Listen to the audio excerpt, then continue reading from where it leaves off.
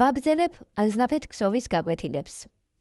წინა გაკვეთილზე ვისწავლეთ ყაისნახეთ ქსოვის დაწყება და მოვხსოვეთ საჰაერო თვლებისგან შემდგარი ეს ჯაჭვი, რომელზედაც აიგება შემდეგ მთელი ქსოვილი და მოვხსოვთ ახლა ამაზე ყაისნახეთ. პირველი რიგი, რომელიც მე გაჩვენეთ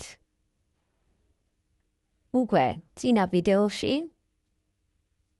ამას განმეორება აღარ სჭირდება, ეს უკვე ვიცით.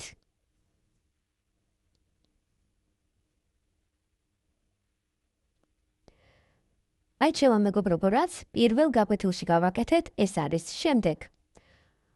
მე ხლა მინდა გასწავლოთ თქვენ ნამატიანი თვალი, როგორ იქსოვება, ნახეთ?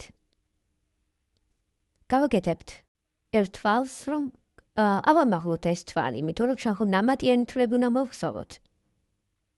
გავაკეთებთ ნამატს, აი ეს არის ნამატი, ქსოვაში, ამას ქვია ნამატი, გადადებული ძაფი.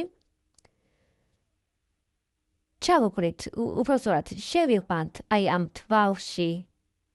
ამ თვალში შევიყვანთ ყაისნახს, გამოვიკანთ ძაფს, ნახეთ? ესე იგი, თვალი, ნამატი და ისევ თვალი. ეხლა შევგვავს ისევ ძაფში ყაისნახი და გამოვიკანთ ორ თვალში, ნამატში და თვალში და კიდევ შევგვავს ყაისნახი და გამოვიდოთ აქ. გაგეთდა ნამატიანი თვალი, როგორც ხედავთ, როგორი მაღალი თვალი, ხო? ასე მოვხსოვოთ შემდეგი თვალიც. ნამატი, თვალი, გამოვგვავს ორ თვალში და გამოვიდანთ.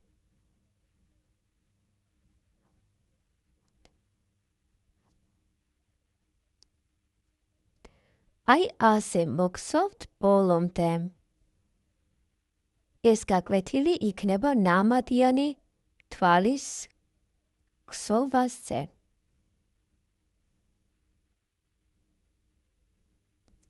მოგრით ასეთ ჩემო მეგობრებო, მომავალ შეხვედრამდე.